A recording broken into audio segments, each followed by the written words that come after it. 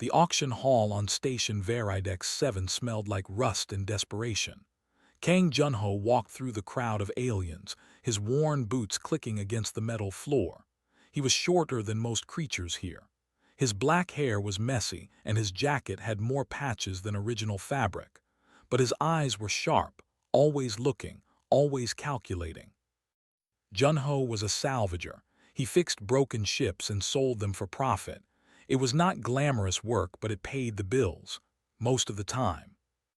Today, he had exactly 47,000 credits in his account, enough for a small cargo shuttle if he was lucky, enough to keep his business alive for another few months. The auction hall was massive. Thousands of beings filled the seats, their bodies ranging from small and furry to tall and covered in scales. Holographic displays showed the items for sale: old mining equipment, broken droids, damaged shuttles, nothing special. Junho found a seat near the back and waited. His communicator buzzed, a message from his older brother Bei Minyu. "Please tell me you are not at that auction," the message read. Junho smiled and typed back, "Just looking." "You always say that, then you buy something stupid." Junho put the communicator away. Minyu worried too much. He was a trader, safe and careful. Junho was different. He liked risks. He liked finding treasure in garbage. The auctioneer was a tall alien with 4 arms and a voice like grinding metal. He moved through the lots quickly. A shuttle sold for 60,000. A cargo hauler went for 90. Junho watched and waited. Nothing fit his budget. Then the lights in the hall changed. They became darker, colder. The crowd grew quiet. "Lot number 2277, the auctioneer announced. His voice was different now, careful, almost afraid. The holographic display flickered, then a ship appeared. It was enormous. Even as a hologram, Junho could tell it was bigger than anything else at the auction. A Dominion-class galactic cruiser, the kind of ship that carried armies, the kind of ship that won wars. "The Pale Wanderer," the auctioneer said, "built by the Pale Ones. Age unknown, condition unknown, history." He paused. "Complicated." Whispers spread through the crowd. Junho heard fragments of conversation. "The death ship," someone hissed. "Cursed," another voice said. "Everyone who owns it dies or goes mad." Junho leaned forward in his seat. He studied the hologram carefully. The ship was beautiful in a strange way, dark metal, elegant curves. It looked like it was sleeping. "Starting bid," the auctioneer said, "is 5,000 credits." Silence. Nobody moved. Nobody raised their hand. The aliens in the crowd looked at the floor or at their communicators. Some actually stood up and walked toward the exits. Junho watched with growing curiosity. A ship like this was worth millions, maybe billions, but nobody wanted it. His communicator buzzed again. "Minyu. I heard about lot 2277. Do not bid on that ship. I am serious, Junho. Every crew that has owned it has either died, disappeared, or abandoned it. The last owners lasted 11 days before they flew their escape pods into a star rather than stay on board. Do not bid." Junho read the message twice. Then he looked at the hologram again. The auctioneer cleared his throat. "Starting bid is now 2,000 credits." His 4 arms moved nervously. "Anyone." More silence. A few aliens laughed quietly. One of them, a creature with blue skin and too many eyes, shook his head at Junho. The message was clear. Only a fool would buy this ship. Junho thought about his life. 47,000 credits. A small apartment on a station that smelled like engine oil. A business that barely survived each month. A brother who wanted him to be safe and boring. He thought about the ship. A Dominion-class cruiser, built by a species so old that nobody remembered their real name, filled with technology that modern engineers could not understand. Everyone said it was cursed. Everyone said it would kill him. But Junho had spent his entire life hearing what he could not do. He was too small, too human, too poor, too stupid, And yet here he was, still breathing, still fighting, still dreaming. He raised his hand. The entire auction hall turned to look at him. Thousands of eyes, some with disgust, some with pity, some with fear. 2,000 credits, Jun-Ho said. His voice was steady. I bid 2,000 credits. The auctioneer stared at him. For a long moment, nobody spoke. Human, the auctioneer finally said, are you certain the Pale Wanderer has a reputation? I know, Jun-Ho said. I will take it anyway. More whispers, more stares. An alien near the front made a gesture that Jun-Ho did not recognize but understood perfectly. It meant something like, this man is already dead. Any other bids? The auctioneer asked. His voice was almost pleading. Surely someone else. Nothing, the hall was silent. Sold, the auctioneer said. He sounded relieved, like he had just gotten rid of a disease. Lot 2277, the Pale Wanderer, sold to the human for 2,000 credits. May the stars protect you. Jun-Ho stood up. His legs were a little shaky, but he kept his face calm. He walked to the front to complete the transaction. Aliens moved out of his way like he was carrying a plague. The paperwork took only a few minutes. When it was done, the auctioneer handed him a small data chip. The ship is in docking bay 94, the auctioneer said. It has been sitting there for 40 years. We charge no docking fee. We just want it gone. He looked at Jun-Ho with something like sadness. Good luck, human. You will need it. Jun-Ho took the chip and walked out of the auction hall. His communicator was buzzing constantly now. Minyu, probably screaming at him through text messages. He ignored it. Docking Bay 94 was on the far edge of the station, in a section that most people avoided. The lights were dim. The air was cold. Jun-Ho's footsteps echoed as he walked. Then he saw it. The Pale Wanderer was not just big. It was massive. It filled the entire docking bay, a mountain of dark metal that seemed to swallow the light around it. The ship was longer than some space stations. Its hull was covered in symbols that Jun-Ho could not read. He stood there for a long time just looking. His communicator buzzed one more time. This time it was Park Sujin, his partner and pilot. Jun-Ho, her message said, please tell me you did not buy the death ship. He smiled and typed back, get the crew together, we are going to make history. Then he put the communicator away and walked toward his ship. The Pale Wanderer waited in the darkness, silent and patient, like it had been waiting for him all along. 3 days later, Jun-Ho stood at the main airlock of the Pale Wanderer with his crew. There were only 4 of them, 4 humans about to board a ship designed for 500. Park Sujin stood to his left. She was tall and thin, with short hair and eyes that never missed anything. She was the best pilot Jun-Ho had ever met, and she had been telling him he was an idiot for 3 days straight. This is a mistake, she said. You know that, right? You said that yesterday, Jun-Ho replied. I will say it again tomorrow, and the day after that, until we are all dead. Yoon Tae-woo stood behind them. He was older than the others, with gray in his hair and scars on his hands. He had been a military engineer before he got tired of taking orders. Now he fixed ships for Jun-Ho. He was calm and quiet, the kind of man who only spoke when he had something worth saying. The hull looks solid, Tae-woo said, studying the ship's exterior. Whatever they built this thing from, it has lasted well. The 4th member of their crew was the youngest. Hana was only 23, a hacker and communications expert who had joined Jun-Ho's team 6 months ago. She was small and thin, with big eyes that always looked curious.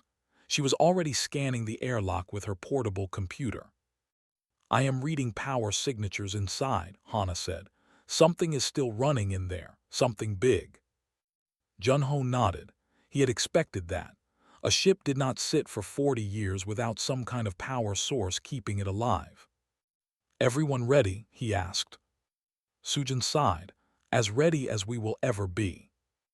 Jun-Ho pressed his hand against the airlock panel. For a moment nothing happened.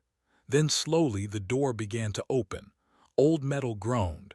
Dust fell from the ceiling. A rush of stale air hit them, cold and strange. The inside of the pale wanderer was dark. Junho turned on his flashlight and stepped through the doorway. The corridor was huge. The ceiling was so high that his light could barely reach it. The walls were covered in symbols, the same strange writing he had seen on the hull. Everything was covered in dust. 40 years, Tiwu muttered. 40 years and nobody has stepped inside. They moved forward slowly. Their footsteps echoed in the emptiness. The ship felt like a tomb. Hana kept her eyes on her scanner. I am picking up the main computer core. It is about 2 kilometers in that direction. She pointed down the corridor. 2 kilometers, Sujin said, inside a ship. This thing is bigger than most cities, Junho said. Stay together, stay alert. They walked for what felt like hours. The corridors twisted and turned, leading them deeper into the ship. Sometimes they passed rooms filled with strange equipment. Sometimes they found personal quarters, beds still made, as if the crew had just stepped out for a moment. Then they heard it. A sound, soft at first like wind through a crack, but there was no wind inside a ship. The sound grew louder. It became a voice, whispering. Sujin grabbed Junho's arm. What is that? I do not know, he admitted. The whispers came from everywhere and nowhere. They were not in any language Junho recognized. They sounded sad, lonely, like someone crying very far away. Hana was typing frantically on her computer. The ship's AI is active, she said. It is trying to communicate, but the language, I have never seen anything like it. Can you translate it? Junho asked. I am trying, give me time. They kept moving. The whispers followed them. Sometimes they got louder, almost like screaming. Other times they faded to nothing. Junho felt pressure in his head like something was pushing against his thoughts. This is how it starts, Sujin said. Her voice was tight. This is what drove the other crews mad. Voices in their heads, sounds in the darkness. We are not going to go mad, Junho said. How do you know? He did not answer. He did not know. They finally reached the main computer core. It was a massive chamber, filled with machines that hummed with power. In the center was a console, covered in dust but still glowing with soft light. Hana walked up to the console and connected her computer. Let me see if I can access the records, she said. Maybe I can find out what happened to the previous crews. She worked in silence for several minutes. The whispers continued around them, sometimes loud, sometimes soft. Junho watched the shadows, his hand on the weapon at his belt. I found something, Hana said. Crew logs, dozens of them from different crews over the centuries. She played the recordings. The first was from an alien species Junho did not recognize. The captain's voice was calm at first, then became frightened. The ship speaks to us, the recording said. It wants something from us. We do not understand. The crew is becoming different. They do not sleep. They talk to walls. Some of them have started hurting themselves. We are leaving. We must leave. The second recording was worse. The captain was screaming about things in the darkness, about voices that never stopped, about crew members who had killed each other. The third recording was just sobbing. Turn it off, Sujin said. Her face was pale. Hana stopped the recordings. They all say the same thing, she said quietly. The ship tried to communicate with them, but they could not understand, and the trying broke them. Junho looked at the console. The whispers were louder now, almost like they were responding to his presence. But something was different. When he listened carefully, really listened, the whispers did not sound threatening. They sounded desperate. Hana, he said, what do you know about the Pale Ones, the species that built this ship? Hana thought for a moment. Not much. They were very old. They disappeared thousands of years ago. Some people say they were telepathic. They could speak mind to mind. Telepathic, Junho repeated. He looked at the console again. The ship is not haunted, it is not cursed, it is just lonely. What do you mean? Tiwu asked. Think about it, Junho said. The Pale Ones built this ship to bond with its crew, mind to mind. When they died, the ship was alone. It tried to connect with new crews, but they were not compatible. The ship's attempts at communication felt like madness to them. Sujin shook her head. So why would it be different for us? Junho did not answer. Instead, he walked to the console and placed his hand on it. The whispers exploded. For a moment, Junho felt everything. Loneliness so deep it was like drowning, confusion, fear, hope. The ship was reaching out to him, desperate to connect. But it did not hurt. It did not feel like madness. It felt like meeting someone who had been alone for a very long time. Junho closed his eyes. In his mind, he tried to send a simple message. Not words, just feelings, peace, friendship, welcome. The whispers stopped. The lights in the chamber flickered. Then slowly they became brighter. The machines around them hummed louder. The dust on the console blew away, revealing beautiful glowing symbols beneath. Then a voice spoke. It came from the walls, from the ceiling, from everywhere at once. It was not a whisper anymore. It was clear and strong, though still strange. Hana looked at her computer. Her eyes went wide. The translator is working, she said. I can understand it now. The voice spoke again, and this time Junho heard the words. Welcome home, Captain. Sujin stared at the ceiling. Tiwu took a step back. Hana was typing so fast her fingers were a blur. But Junho just smiled. Hello, he said to the ship. My name is Kang Junho, and I think we are going to be good friends. The ship hummed, and for the first time in thousands of years, it did not sound sad anymore. 6 weeks had passed since Junho bought the ship. 6 weeks of hard work, little sleep, and many surprises. Hana had given the ship's AI a name. She called it Byol, which meant star in their language. The AI seemed to like it. Whenever someone said the name, the lights in the corridor would glow a little brighter. Every day, Junho learned something new about the Pale Wanderer, and every day he realized how much they still did not know. The ship was not just big, it was a maze. There were hundreds of corridors, thousands of rooms, and entire sections that they had not explored yet. Tiwu estimated it would take years to map everything. But they did not have years. They needed to get the ship flying. Tiwu spent most of his time in the engine room. The Pale Wanderer used a power source that human scientists had only dreamed about. Dark energy, pulled directly from the fabric of space itself. The technology was so advanced that Tiwu had to learn everything from the beginning. It is like being a child again, he told Junho one evening, his hands covered in strange oil. Everything I learned in the military, everything I know about engineering is useless here. This ship operates on principles we do not even have names for. But Tiwu did not give up. He studied the ship systems day and night. He made mistakes. He fixed them. Slowly, he began to understand. Sujin had her own challenges. The Pale Wanderer's navigation system was designed for minds that could process thousands of calculations at once. Human minds were not built that way. The ship wants me to think in 4 dimensions, she complained.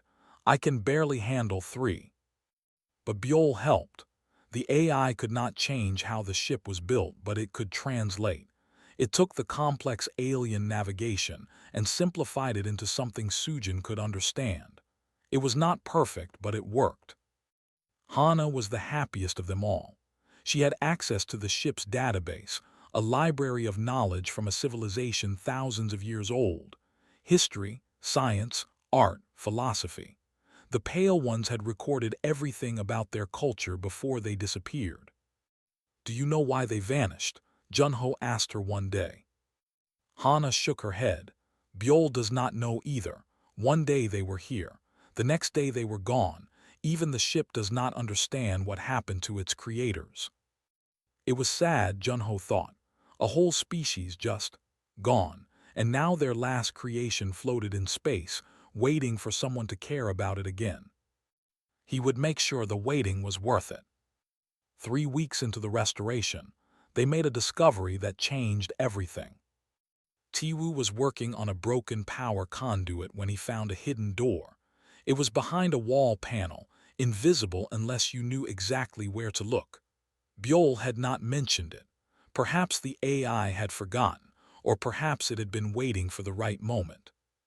Behind the door was a chamber, small compared to the rest of the ship, but filled with equipment that made Tiwu's eyes go wide. "What is this?" he asked. Byul answered, "The war room. This is where the captain would command during battle." Battle? Sujin walked into the chamber and looked around. Holographic displays filled the air, showing star maps and ship diagrams. "I thought this was a cargo vessel." "No," Byul said. "The Pale Wanderer was built for war, the last war, the one that almost destroyed everything." Junho felt a chill run down his spine. "Show us." The holograms changed. They showed a galaxy burning, fleets of ships firing at each other, planets exploding, billions of lives ending in moments. "The Great War," Byul explained. 1,000 species fought for control of the galaxy. There were no winners, only survivors. The Pale Ones built this ship to end it. "End it how?" Junho asked. The holograms changed again. This time they showed the Pale Wanderer in action. The ship moved through space like a ghost, untouchable, unstoppable. Its shields absorbed attacks that would have destroyed planets. Its weapons disabled entire fleets with single shots, not destroying them, just making them unable to fight. "We were not built to kill," Byul said. "We were built to make killing impossible. The Pale Ones wanted peace. They created us to enforce it." Tiwu was staring at a display that showed the ship's weapon systems. "These are still functional." "Yes, everything is functional. The weapons, the shields, the engines. This ship was built to last forever." Junho walked through the chamber, looking at the displays. He saw power levels that made no sense, speed capabilities that should have been impossible, defense systems that could withstand anything the modern galaxy could throw at them. "We have been sitting on the most powerful ship in the galaxy," he said slowly, "and we did not even know it." "You did not ask," Byul replied. There was something almost like humor in the AI's voice. "I was waiting for you to be ready." That night Junho called a meeting in the main corridor. He told the crew everything they had learned. Tiwu confirmed the weapon systems were real. Hana showed them the historical records. Sujin just sat in silence, trying to process it all. "So what do we do?" Sujin finally asked. "We have a superweapon. That is not something we can ignore." "We do not use it as a weapon," Junho said. "That is not who we are." "Then why learn about it at all?" "Because we need to understand what we have, and because," he paused, "because soon other people will learn what we have, and they will want it." He was right. A week later, as they were completing the final repairs to the navigation system, a transmission arrived. It was from the Galactic Trade Confederacy, the most powerful organization in known space. They controlled trade routes, military forces, and political systems across half the galaxy. The message was simple and direct. "Human vessel Pale Wanderer, you are in possession of a dangerous artifact.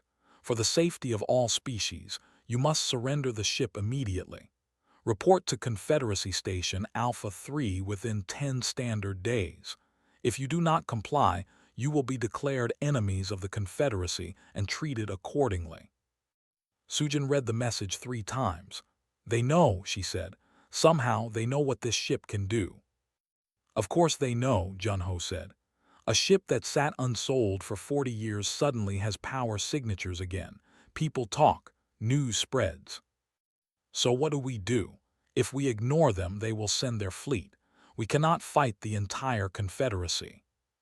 Junho looked at the message, then deleted it with one tap. "We are not going to fight anyone," he said. "But we are also not going to surrender. This ship was built to protect peace, not to be a weapon for corrupt politicians." Tiwu nodded slowly. The engines are ready. We can leave whenever you want. Sujin sighed. I knew you were going to say that. I knew, when you bought this stupid ship, that it would end with us running from the most powerful force in the galaxy. Junho smiled. Is that a yes? It is a you are an idiot, but I am not letting you die alone. Hana was already at the navigation console. I have plotted a course out of Confederacy space. It will take us through some dangerous areas, but we can make it. Junho turned to the nearest speaker panel, where Byol's voice usually came from. Byol, how fast can this ship really go? There was a pause, then the AI responded. Would you like me to show you, Captain? Junho felt his heart beating faster. Fear, excitement, and something else. Something that felt like destiny. Show me, he said. The pale wanderer came to life. Every light in the ship blazed bright. The engines roared with power that shook the walls. For the first time in thousands of years, the ship was truly awake.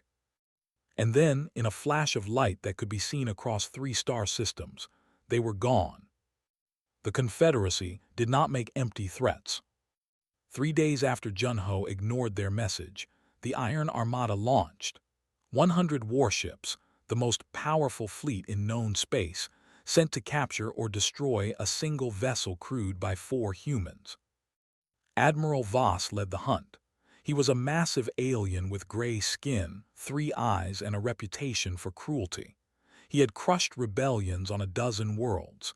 He had destroyed pirates, smugglers, and anyone else who stood against the Confederacy. To him, Junho was just another target. The chase began in the Outer Rim and spread across the galaxy. The pale wanderer was fast, faster than anything the Armada had, but Voss was clever. He did not try to catch the ship directly. Instead, he cut off escape routes. He positioned his ships at jump points. He made sure that wherever Junho went, there would be enemies waiting. For 2 weeks, the crew of the Pale Wanderer barely slept. They jumped from system to system, always one step ahead of the Armada. Sujin pushed the navigation system to its limits. Tiwu kept the engines running when they should have broken down. Hana monitored communications, warning them of traps before they flew into them. But it was not enough. They were running out of supplies. Their last stop for fuel had been 8 days ago. Food was low, medicine was lower, and the Armada was getting closer with every jump. We cannot keep running forever, Sujin said during one of their brief rest periods. Her eyes were red from lack of sleep. Eventually, they will corner us. I know, Junho said. We need help.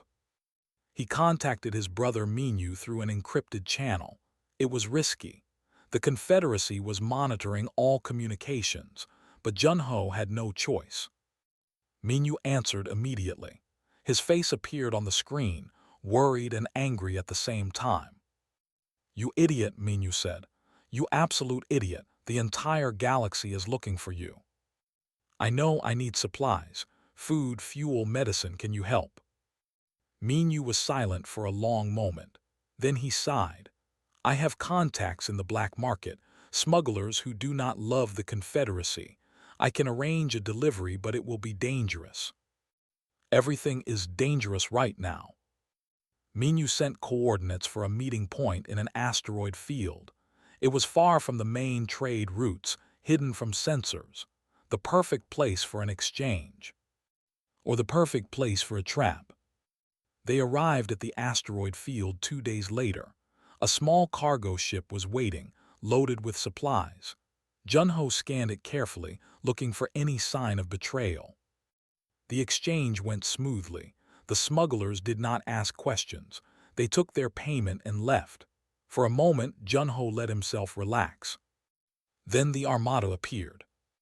50 ships dropped out of hyperspace, surrounding the asteroid field. They had been waiting, hidden behind the largest rocks. Someone had talked. Someone had told Voss exactly where to find them. All engines now, Junho shouted. Sujin reacted instantly. The Pale Wanderer shot forward, weaving between asteroids.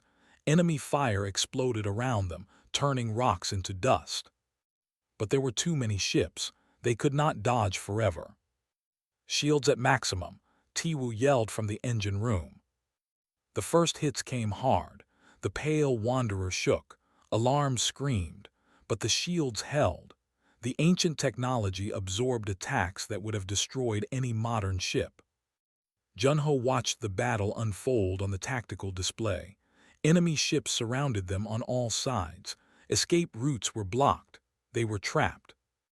"Captain," Buell said, "we can fight back. The weapons are ready." "No," Junho said, "we are not killing anyone. Then we will be destroyed." Another hit. The shields flickered. Tiwu's voice came over the intercom, stressed but calm. "Shields at 60%. We can take more damage, but not forever." Junho stared at the display. There had to be another way. There had to be something they had not tried. Then he remembered what Buell had said when they first discovered the war room. The Pale Wanderer was not just built for fighting. It was built for something else. "Buell," he said, "you told us the ship was built to end the Great War. How? How did the Pale Ones stop the fighting?" The AI paused. The Pale Ones did not fight battles. They ended them by making them pointless. "What does that mean?" "The ship has a broadcast system. It can reach every corner of the galaxy. During the war, the Pale Ones used it to share information, secrets, truths that the warring factions did not want revealed." Junho felt understanding dawn. They did not win through force. They won through exposure. They showed everyone what their leaders were really doing.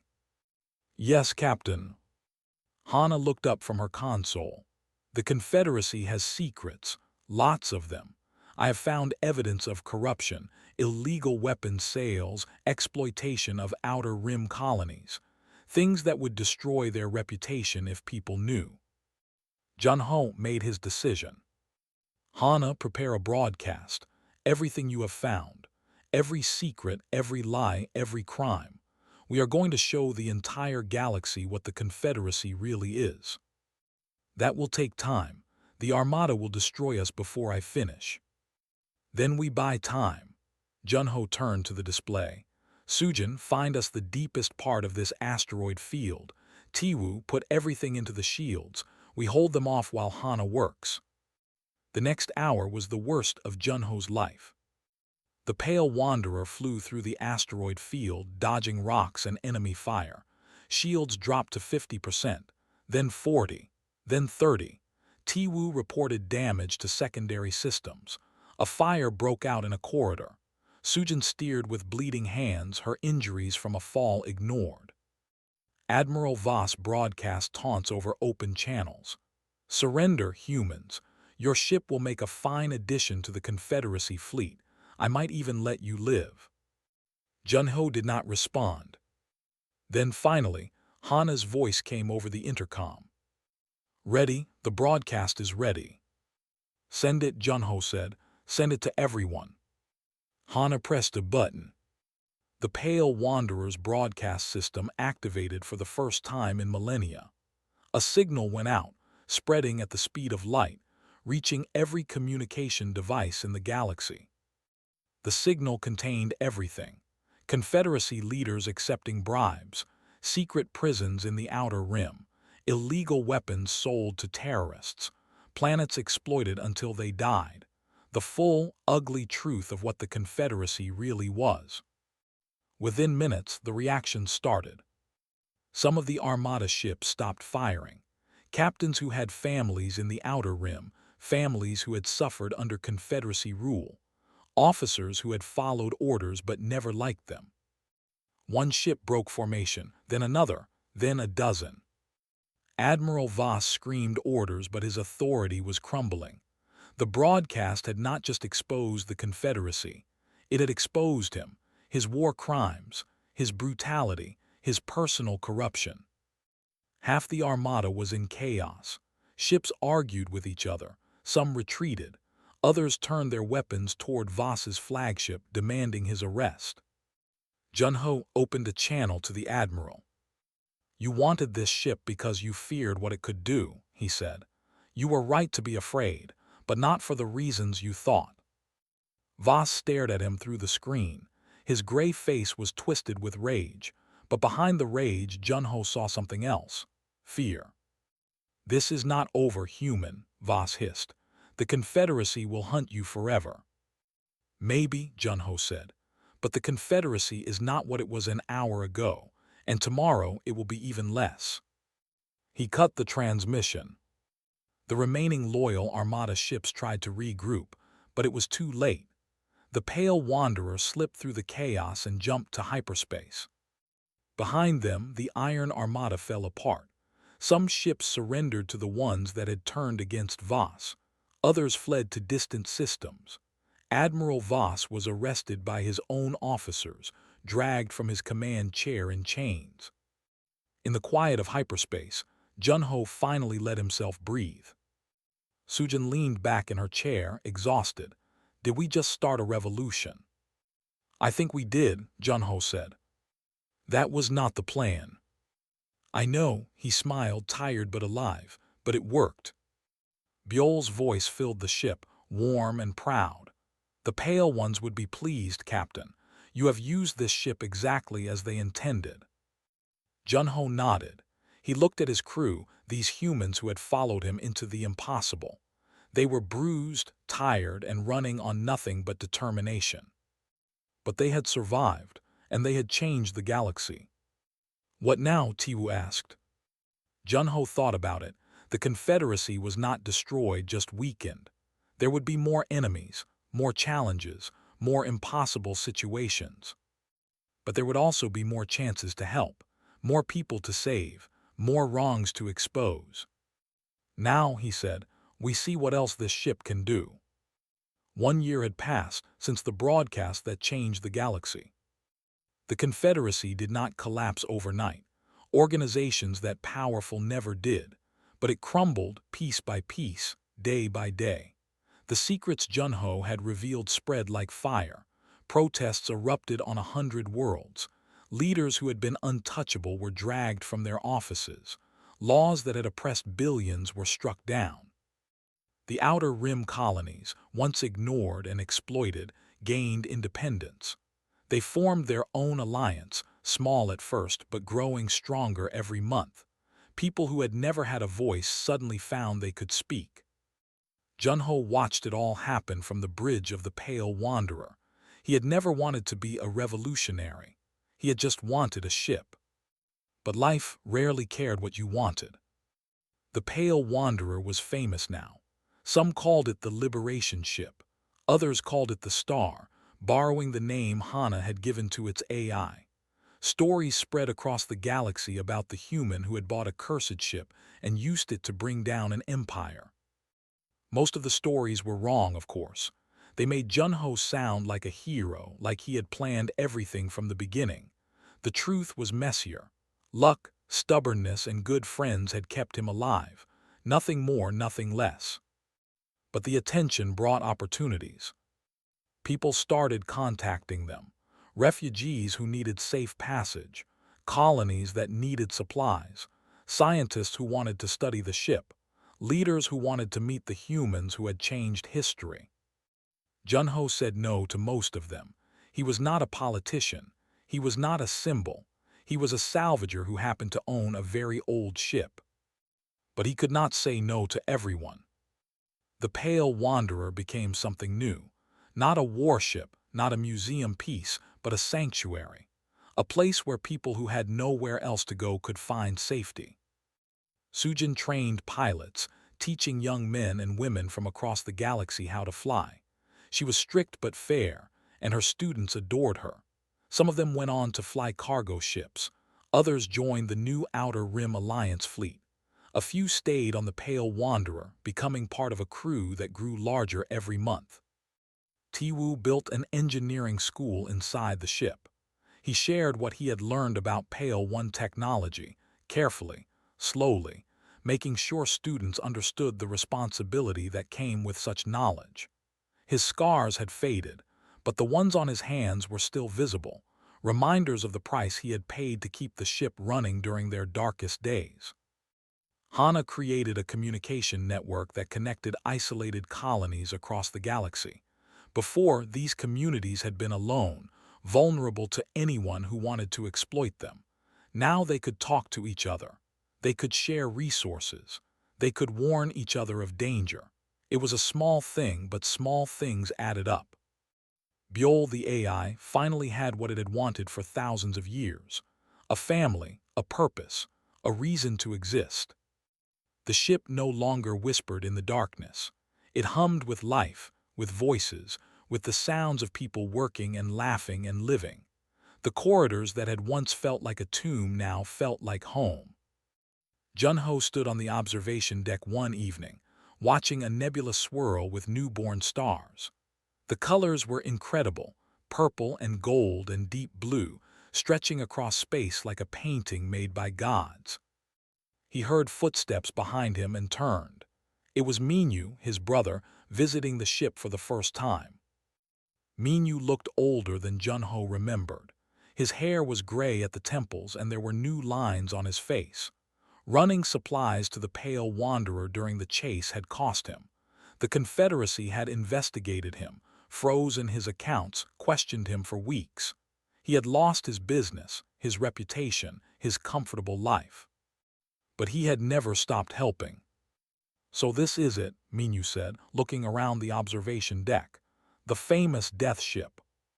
"It does not kill people anymore," Junho said. "Mostly." Minyu laughed, a short, tired sound. "I spent 40 years telling you to be careful, to be safe, to not take stupid risks." He shook his head. "And now you are the most famous human in the galaxy." "I did not want that." "I know." Minyu walked to the window and stood beside his brother. "But you got it anyway." They watched the nebula in silence for a while. Two brothers, so different in so many ways, standing together for the first time in years. "Was it worth it?" Minyu asked. Junho thought about the question. He thought about the terror of that first boarding when he had stood in the darkness and heard the ship whispering. He thought about the sleepless nights, the battles, the moments when he was sure they were all going to die. He thought about Tiwu, nearly killed reconnecting the reactor. He thought about Sujin, flying with bleeding hands. He thought about Hana, young and brilliant and brave. He thought about the refugees they had saved, the colonies they had helped, the lives that were better because a stubborn human had bought a ship nobody wanted. "Every credit," he said. Minyu nodded slowly. "I think I understand now why you do what you do." He turned to look at his younger brother. "You are not reckless, you never were, you just see possibilities that the rest of us miss."